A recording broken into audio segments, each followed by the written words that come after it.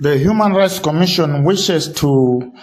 inform the public that it has been actively following up the matter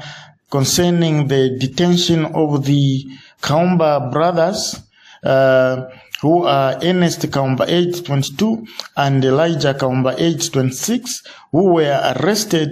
in Rwanda on 3rd October 2024 and transported to Lusaka, where they have been in police custody since 4th October 2024 at Ridgeway Police Post.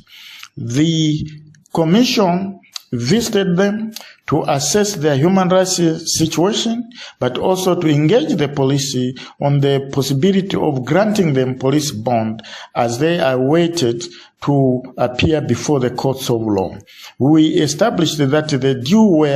was charged with an offense of seditious practices, and the docket had been forwarded to the National Prosecution Authority for further guidance and action. The Commission has been engaging the National Prosecution Authority as well as the Zambia Police Service to ensure that we prevent arbitrary detention by keeping the suspects in custody for a period exceeding the legally prescribed period of time. And having been engaging the two authorities and assessing the situation of the suspects, the Commission hereby wishes to make the public statement that the two Kaumba brothers should either be granted police bond or be taken to court without any further delay. The continued detention of the Jew constitutes a violation of the right to liberty and also the right to the due process of the law, and that must be remedied by taking the two recommendations the Human Rights Commission has made.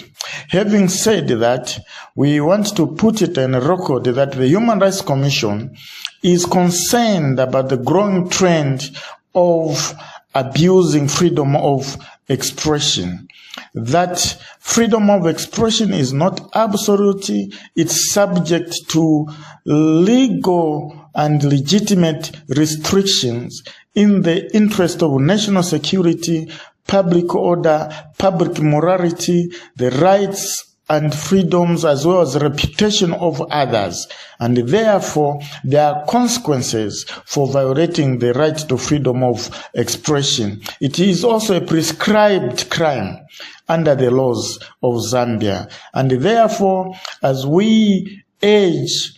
the law enforcement officers to operate within the parameters of the law, we also want to appeal to the stakeholders that we should not create an impression that the arrested suspects are being victimized. We should make it clear that they are violating the established